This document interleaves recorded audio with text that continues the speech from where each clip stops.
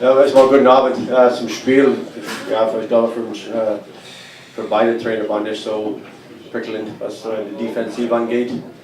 Wir haben über viele Themen gesprochen vor dem Spiel, Zwischenpause und dann teilweise gehen wir raus und machen ganz im Gegenteil.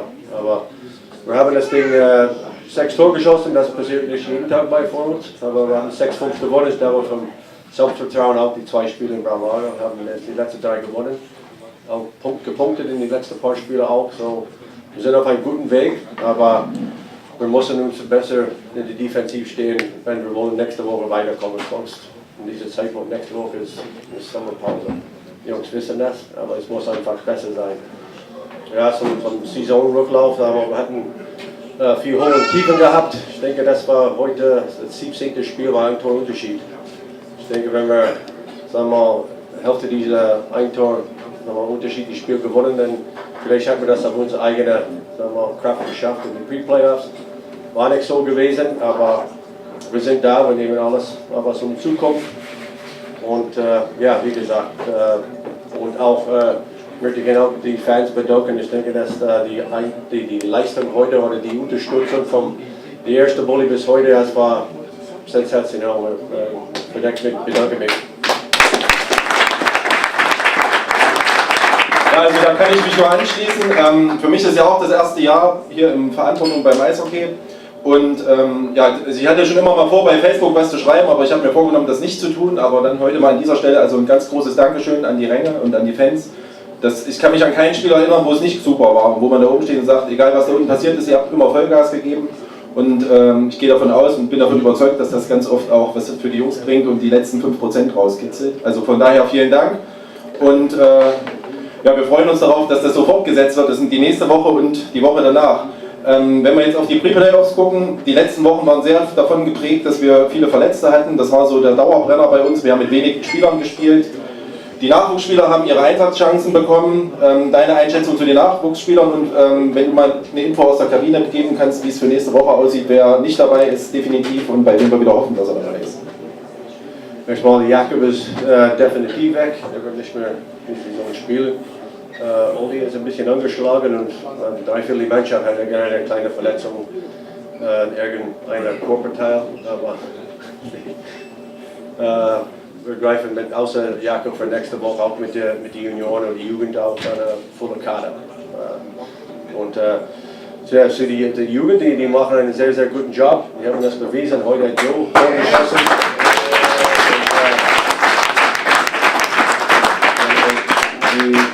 Die haben das verdient zu spielen. Ich mache mir keine Gedanken. Ich habe die 100% Vertrauen in was die kann. Die haben das bewiesen und die wird immer, solange ich hier bin, als Trainer immer eine Rolle spielen in der Mannschaft. Ja, wie gesagt, war froh, dass Enzo hat Tor geschossen, Fritz hat Tor geschossen. Leider hat Tillman bis jetzt kein Tor geschossen, aber ich bin zuversichtlich, wenn er seinen Job wieder macht, dass vielleicht irgendeiner von der blauen Linie reingeht, für ihn auch. Aber die machen einen hervorragenden Job und die letzten paar Wochen haben wir auch eine Justus, der trainiert auch benutzt und ich halte viel auf von ihm, ein super Schlittschuhläufer und macht einen guten ersten Pass, aber der ist leider nur 16, kann nicht für uns auslaufen. Aber ich denke, was die von mir gesehen haben, vom Nachwuchs, die müssen hier schon Gedanken machen, was den Nachwuchs antrifft in die erste Mannschaft zum Beispiel in der Zukunft. Also insofern werden wir relativ komplett in die Pre-Playoffs gehen können. Wir versuchen die Mannschaft darauf einzustimmen, heiß zu machen. Wir versuchen auch im Umfeld alles Mögliche in Bewegung zu setzen, damit wir nächsten Sonntag eine volle Halle haben. Noch wissen wir nicht, wie es hingeht. Ich habe jetzt mal geguckt, in Hannover steht es immer noch 0-0. Das heißt, wir werden es wahrscheinlich auch erst in 1,5 Stunden rauskriegen. Hast du einen Favoriten? Wo fährst du am liebsten hin? Lieber 500 Kilometer oder lieber 150? Ich denke vom Ergebnis hier und von der Entfernung, ich denke Leipzig, ich denke der Halle wird hier voll, auch in Leipzig voll und ich denke nicht gegen Rostock, aber ich denke der Halle wird nicht so voll, wenn Rostock kommt. Und das ist eine Fahrt, das hat keine Endung, Rostock, das ist einfach geradeaus und wie Kanada. Genau, ungefähr. Aber wir nehmen, wie es kommt. Wenn es Rostock ist, es Rostock, wenn es Leipzig, dann ist es Leipzig. So. Du musst ja auch keinen Urlaub nehmen. Also wir müssen versuchen, dass wir nicht am Dienstag nach dem nächsten Wochenende nochmal ein Spiel haben, sondern uns von vorher das Ding klar machen. Ja. Gut, ja, was haben wir noch? Ich hätte mir jetzt noch was aufgeschrieben, wir sind eigentlich soweit durch fast. Gibt es von euch noch irgendwie eine Frage, die euch jetzt auf den Nägeln brennt? Martin, es wurde ja gesagt, dass unsere Jungs sich den Namen auf dem Trikot verdienen müssen. Haben die sich den verdient? Ja. Ich glaube, wir alle sind der Meinung, ja. Also es steht also das ist so ein bisschen hochstilisiert gerade mit diesem Namen auf dem Trikot. Also ob der Name auf dem Trikot steht oder nicht, hat erstmal grundsätzlich nichts damit zu tun, ob wir die Leistung wertschätzen oder nicht. Es hat manchmal ganz praktische Gründe, dass man jetzt noch ein Trikot wieder einschicken muss, besticken lassen muss und so weiter.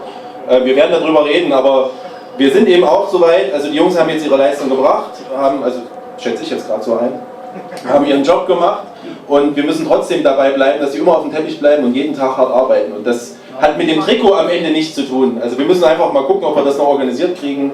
Bisher haben wir gesagt, sie müssen sich ihren Stammplatz erarbeiten, das haben sie gemacht, auch so ein bisschen aus der Verletzten-Situation und haben auch ihren Job gemacht. Und also ehrlich gesagt, für uns ist das gerade nicht so das Riesenthema mit diesem Rücken, mit dem Trikot auf dem Rücken oder dem Namen auf dem Rücken. Ich weiß gar nicht, wie das für die Jungs ist, der eine oder andere hat ja einen, wir gucken mal.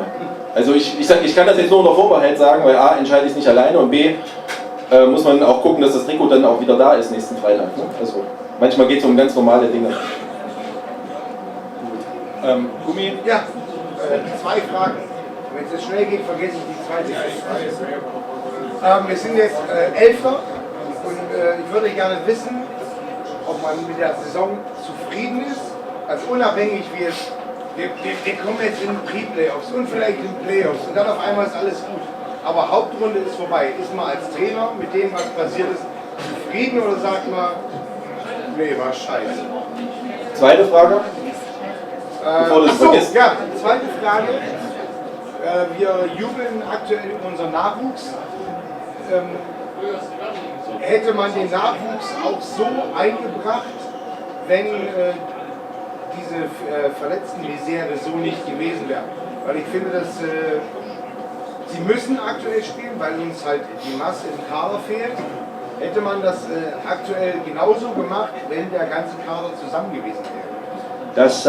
Das war geplant. Ich habe mit Henry für ein paar Monate vorher gesagt, die trainieren mit uns und dann irgendwann kriegen die Einsatz. Und natürlich, die haben das profitiert, gibt mir 100% recht. Die haben das profitiert, die haben das bewiesen und wie gesagt, das war eingeplant. Und wie gesagt, wir haben das gut gemacht und wie gesagt, auch in einer schwierigen Situation am Mais geschickt. Und die waren zusammen. Und wir gewinnen zusammen, verlieren wir zusammen und so ist es halt. Aber der Saisonverlauf, natürlich, ich hätte gerne ein bisschen mehr Punkte mehr auf dem Konto. Wie gesagt, das war das 17. Spiel heute, ein Torunterschied.